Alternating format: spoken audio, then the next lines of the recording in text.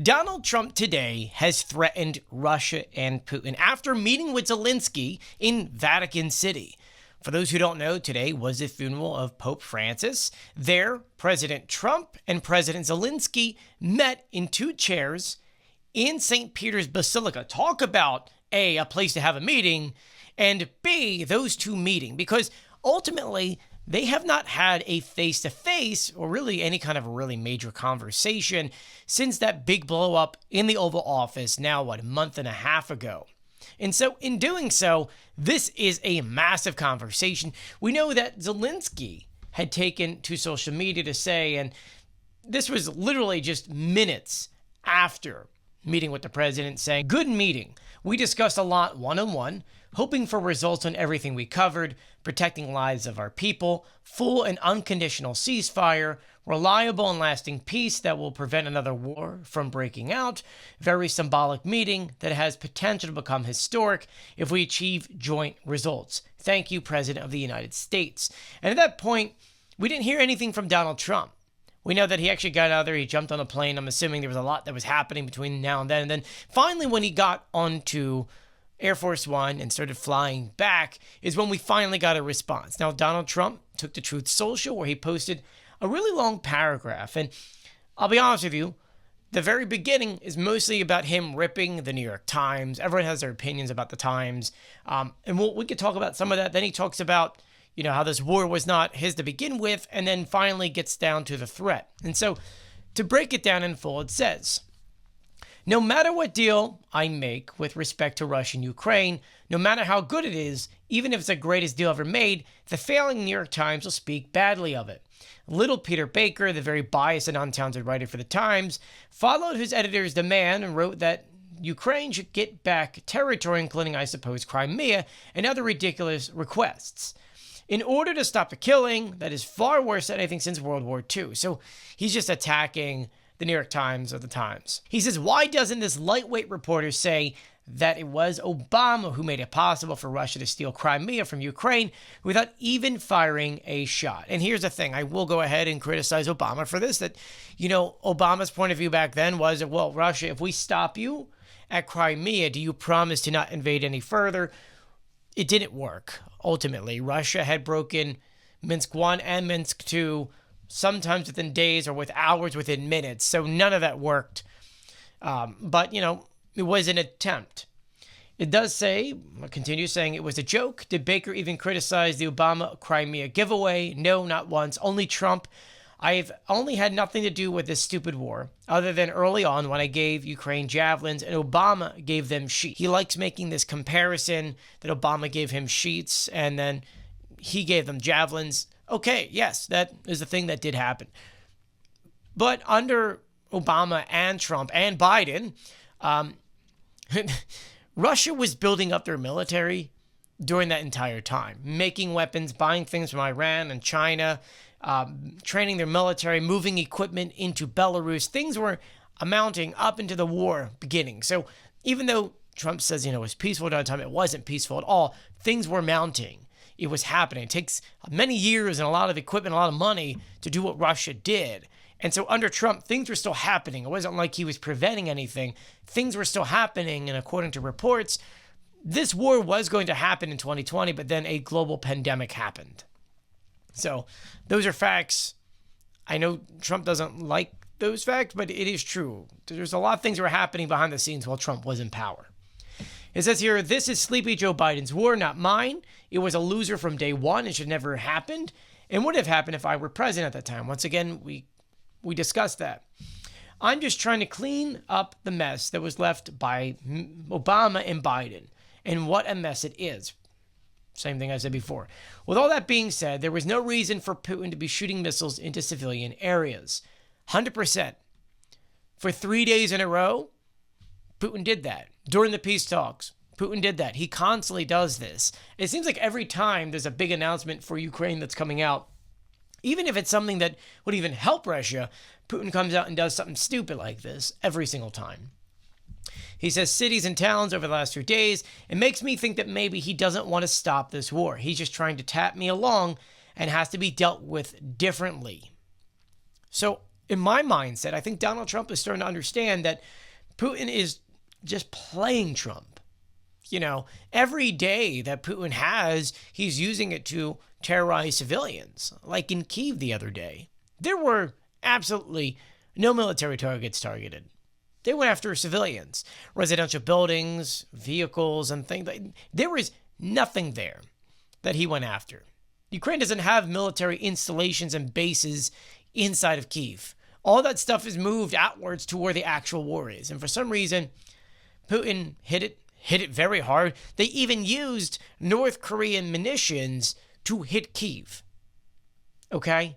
So you could see how, even though Donald Trump is saying, well, Russia, they want peace, and they do that, you can see Trump getting angry. Like, dude, I was just trying to help you here, and now you're bombing the crap out of them? Why? And so I think Trump is starting to feel the frustration. He continues here by saying he'll be dealt with them differently through banking and secondary sanctions. Too many people are dying. Here's the deal. I think the conversation with Zelensky probably went unbelievable. Keep in mind, I want you to jump into like the mindset they were in. They're in the most holiest of holy places, St. Peter's Basilica, for the Pope's funeral. So they already have that high of like love and support, and we're all here for each other. And they sit down, and I'm sure Zelensky was just like, hey, look, I want peace. I want peace badly. But you can see that Putin is either playing you, saying that he wants peace and then does these things, or he just doesn't want to end this war. I've already agreed to your unconditional ceasefire 3 times. He's rejected it every single time. On top of that, we came up with 2 peace plans, a European peace plan and an American peace plan. And they've rejected both of them. What are we supposed to do now? And this is something that I feel like I'm like a broken record, because I say this in many videos going back now almost a year, where I've said from the get-go, the only way you're going to get Russia to come to the table is by putting so much pressure onto them that their economy is going to crash, they can't afford things, or other things, whether it is destroying oil reserves, whether it's going after depots or ports. Russia needs to be forced to the table, forcefully. And now, it comes to sanctions and things like this. Sanctions work. I don't think people understand. Prior to Russia's invasion of Ukraine, 1/4 of Russian finances, to budget their entire government was based off of oil and gas. Because of sanctions, that limited things down to it being 1/3. Originally, there were restrictions put on Russia to cap oil at $60 a barrel. This is really so that Russia couldn't make as much money, which did slow them down, though they used the Black Sea fleet to get around that. But Russia had budgeted off of selling all their oil at that price point. And anything lower than that, they're not making as much money, which means they can't buy as many weapons. They can't build up as big of a military. They're not making as much money, so their government starts crumbling. Their economy starts crumbling.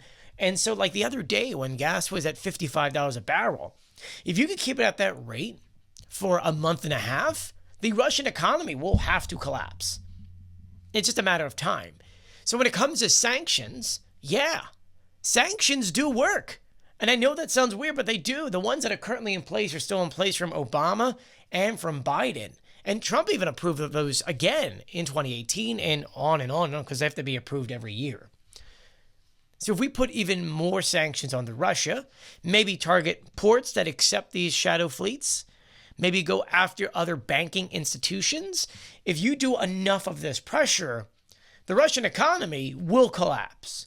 If you can make it to where a barrel of oil cost $52 or $50, like I said in my other videos, if you keep it that low, even for a month, the Russian economy will collapse.